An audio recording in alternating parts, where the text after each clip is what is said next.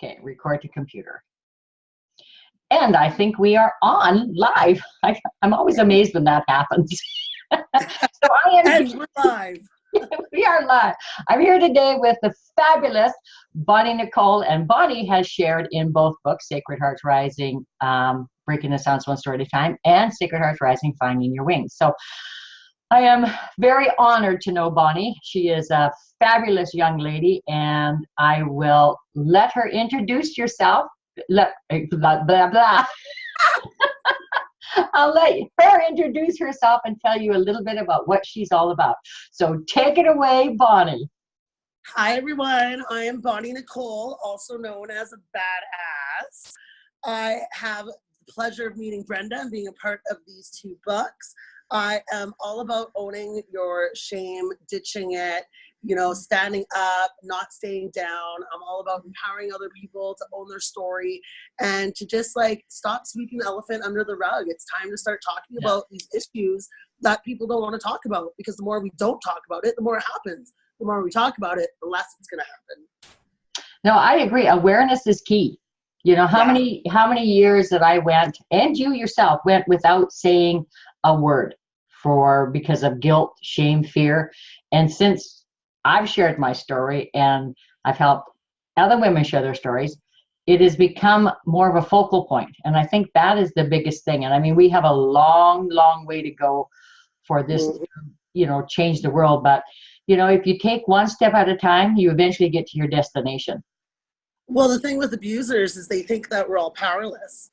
Yes. But when we all start standing up and saying and taking our power back, well, then the abusers aren't going to stand a chance against us. No, they're not. And I mean, and abusers are very, very good at creating the persona that you have no power.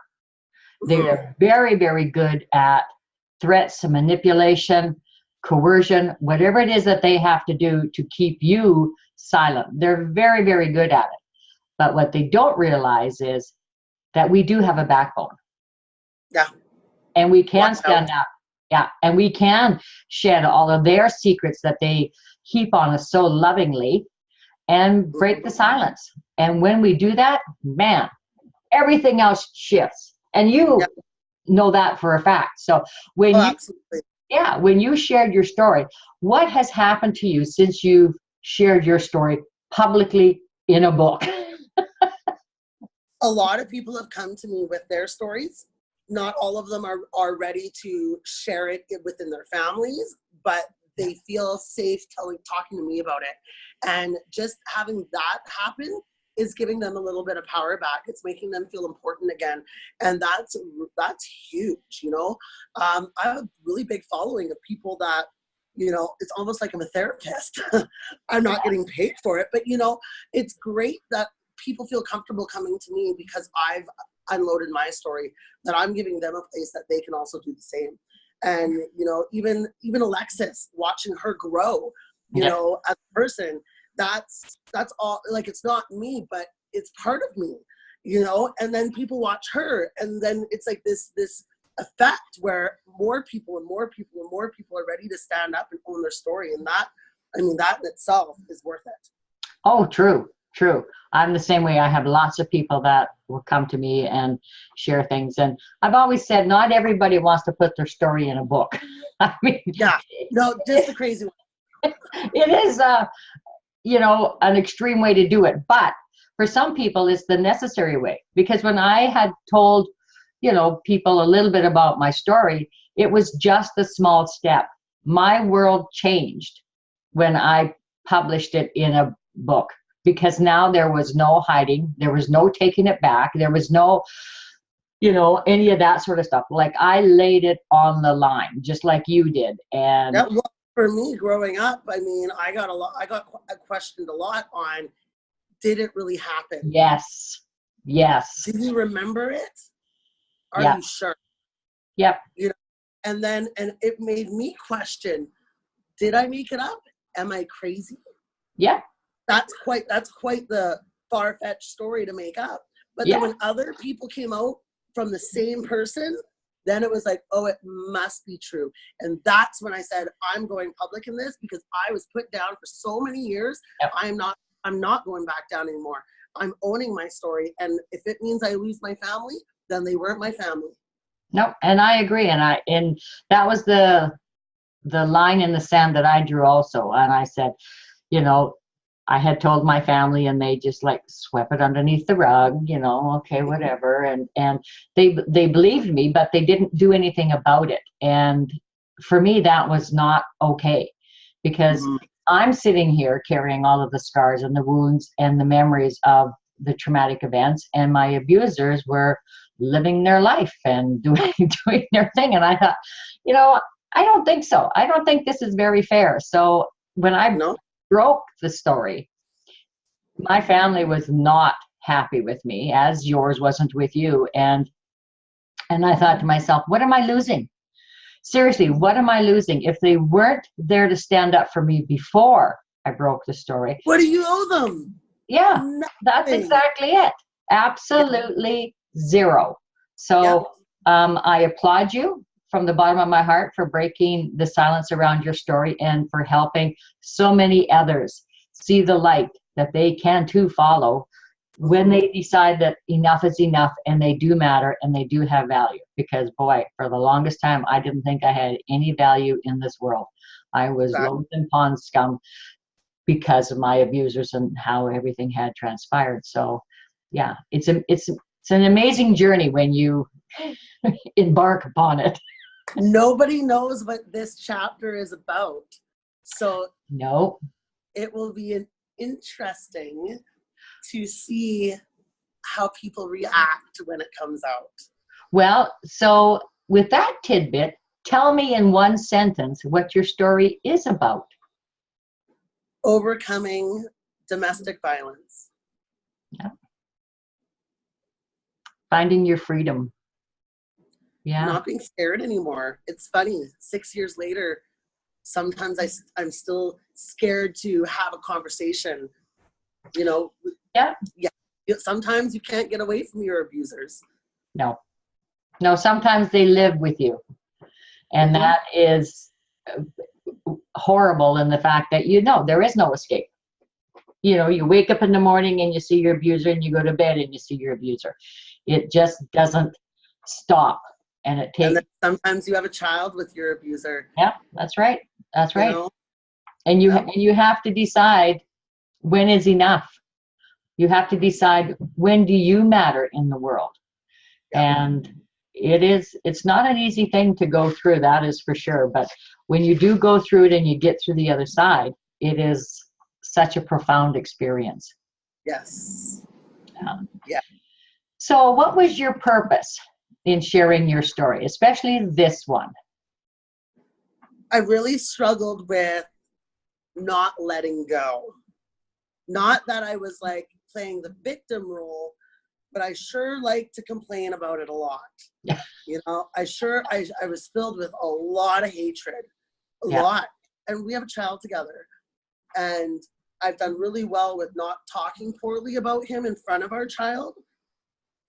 But for me, like, I still to this day rent out space to him. I still get worked up if he says the wrong thing to me. Yep. You know, and for me, I was really trying to take that first step of letting go, of being like, this is a part of me. It's the past of me, but it's time to move forward. Yeah. It's not who I am. It's just something that happened to me. Yeah. And my first husband, it was, he wasn't physically violent, but he was certainly mentally and emotionally violent in lots of ways. And, you know, I had 2 children by him, and it is a hard balancing act to acknowledge what has happened to you without putting it down on your children. But your children, in lots of ways, need to know the character of their father so that they don't fall down the same path, because abuse is a cyclical thing. I mean, it just repeats over and over and over through generation and generation and generation. As you learn what is taught you. Mm-hmm. And if you're in a domestic violent home or a home with alcoholism or addiction, then there's a huge chance that your child is going to either become abusive or addictive. Mhm. And I think bringing that awareness to the forefront, and this is a good way to do it for you, because you're not defaming their father, but you're telling your truth. Yeah. And that was really hard to do. Yep. You know, because he's trying really hard to change his life. Yep. But that's his problem. He did something wrong to me. Yep. And that's my story. You know, and for me, it's really, I hear about people not leaving domestic violent relationships, and some don't come out alive. Nope, that is very it. That's the very sharing my story. You know, I really hope that someone reads it. And the only reason why I left was because my daughter left. You know, like the abuse is such a, it's one of those things, you know, where you don't want to be in it, but it's very hard to get out of it. Yes, it is. It is, because there's lots of things that are playing in it. There's your children. There's who's going to believe me. Where am I going to go? How am I going to feed my family? You know, who's going to? Interesting. Yeah. We stay for a roof over our head. Yep, that's exactly in fear it. of doing the walk of shame to someone else that may help you. Yeah. Whereas if we can open up the doors to people understanding that we need help, even if we're not in abusive relationships, even if we haven't been sexually abused, even if we don't have addictions, we still need help in life. We cannot do it alone. No, you cannot go through this life alone without help. Nope. That is the core of everything. I think that, you know, people say, well, I can go it alone. No, you can't. I mean, I tried it for a long time. You tried it for a long time, going it alone, and it didn't get us anywhere. It just got us mired down deeper and deeper. And you have to be able to pull your hand out of the drowning water and reach for the sky and say, please, somebody grab it. And it's the same with raising kids. It takes a village. It takes a village. You got to get up on that high horse and ask for help sometimes. Yeah, and that is a hard thing to do for a lot of people, is to ask for help, because it's the shame and the guilt that, how did I get into this situation in the first place? And what are my friends going to think of me? What are my family going to think of me? Because I'm in this situation and I'm supposed to be this tough, strong person. But how the hell did I get here? And that's a hard thing to be able to go through. And yeah, it is difficult. And both you and I have walked through those doors. Yep. And said, you know, enough of this crap. There's got to be something better out there. I don't want to struggle anymore. No. Well, and that's just it. And I think that's the big thing about Sacred Hearts, is it gives people that avenue to be able to say, I don't want to do this anymore. And for some, writing the story is just the first step. But it's a powerful step, because now the story is there and there's no denying the story. There's no denying it. Nobody can question it and say, well, really? Because you have done it. You have shared the story, and you have. So many years, I was just a victim. For so many years, I was just that girl that was beat by her boyfriend. I'm that girl who was molested by her father. I was that girl that was beat by her mother. And now in this last year, you know, after leaving my husband, it's like, who am I actually? Yeah. What do I like to do? I love to write. I'm a writer. I love to dance. I'm taking Zumba instructor training. I've seen that. I've always wanted to be an actress. I just got signed on with a talent agency to do some background acting. I'm following those dreams. You're never too old. No. You know, once you can grasp that and you can own your story and stop being the victim, start being a survivor, and start, you know, following those dreams that you could never have the strength to do during all that abuse. I mean, life is a wonderful thing. Yeah, it is. It's amazing how, I mean, I think of myself and I go back and I go, okay, if I didn't share my story, where would my life be now? And I like that. Which means, where would my life be if you were? Come on. You know, and because I took that step, because I braved it and I shared my story and did that. Life has changed 360 degrees. I mean, never would I have thought that I would be sitting where I am today, Right. helping other women share their stories. Like, there's just, it wasn't even in my wheelhouse that could possibly be happening.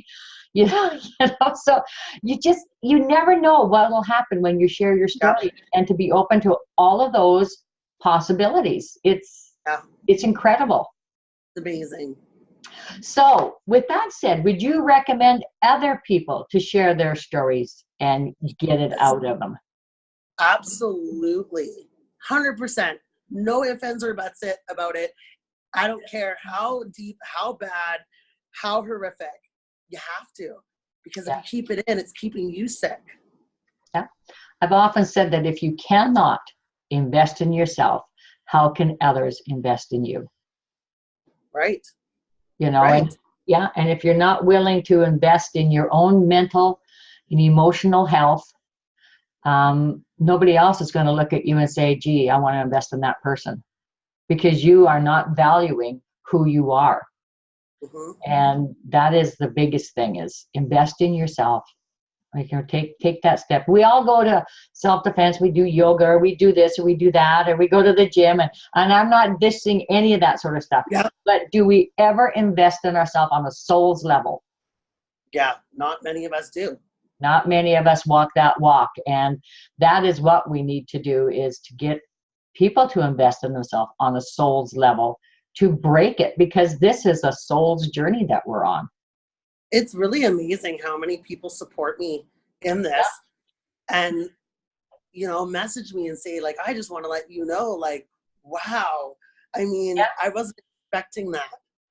Like, I've changed how people live their life. And I mean, that makes it worth it. It really does. Everything else is great. It is. And it's almost like this paying forward. And you didn't do it because you wanted to create all of this new stuff for yourself. You did it because you wanted to create something different for others. You wanted to show others that you can do it too. If I can do it, you can do it. And I've often said that if I can share my story and create the change in my life, anybody can, because I'm no different than anybody else. You know, it's I'm not, you know, I'm not a stellar whatever. I'm just an ordinary everyday woman, you know, and that's all it takes. Yeah. It's just being an everyday person who says, I've had enough of this crap. Mm-hmm. And stepping forward. And look what happens. Look how big your tribe has gotten. Look how big my tribe has gotten. Yeah. You know? It is, it's amazing. It's an amazing journey to go on. And it's been amazing watching your journey. And we all have our ups and downs. You know, nothing is ever rosy and perfect. You know, I've often said, for every up, there is a down. But it's what you do with the downs and it's what you do with the ups that make all of the difference in the world. Because we are only human. Yeah, exactly. You know, I gave up trying to be perfect, and I gave up trying to live perfect. I am not perfect, nor do I want to be. I too am far from perfect. I can guarantee you that. I have my days, and you know, people can push certain buttons in me, and that's always going to be there. You know, just because I shared my story doesn't mean that I don't have trigger buttons that have been ingrained in me. And mine is trust. Like, I have a huge, it's like this neon sign, like trust. And if you break that trust, oh my Lord, like, it is hard to get back into my good graces if you break the trust. First, I have to give them the trust. Yeah. I don't give it very easily. No, I don't give it very easily either. And when it is damaged, it is almost, for me, psychologically, it is almost impossible to get it back. And totally with you. Yeah, and that comes back from being abused when I was 5, and the trust and all of that sort of stuff. So because we really know how shitty people can be. Yeah. You know, and like you have triggers that will affect you, but they don't affect you in the same way as they used to. Yeah. And that is a big difference. You know, I used to close myself off completely and I was in a cocoon and nobody got in that cocoon. And you were the same way. And until, you know, our stories came out and we decided that, okay, maybe we can kind of open up that cocoon and make it a little bit bigger and encompass a few more people, you know, and as we go along, our cocoon gets bigger and we encompass more people. But yeah, it is a lifelong journey. But it's a much nicer journey when you don't have the Klingons of your past pounding on the door saying, yeah, me first. Yeah, me first. Yeah, no, not anymore. No, it's amazing. So on your parting remarks to anybody, what would you like to say to all of your followers and the viewers? Because today is the book launch for Sacred Hearts Rising, Finding Your Wings. And it is a very important day for a lot of people. So what would you like to say? Well, I really just hope that people are going to read it and they're going to resonate it with it. And if you're reading it, you're probably reading it because you've been through something. So I really, you know, you don't have to go and jump on the writing train and become authors like us because we are crazy. But really share your story with one person. Just share it with one person. One person that you trust, and, you know, open yourself up. Let it out. You don't need to hold on to it anymore. No, it serves you no purpose. None. Well, thank you very much, my dear. I know you have been traveling and jet setting all over the place, so I will let you go because wherever you are today, you know. Never know. You never know. Anyway, much love to you, Bonnie. Thank you very much. And I will post a link to buy the book above our video. So you take care, my dear.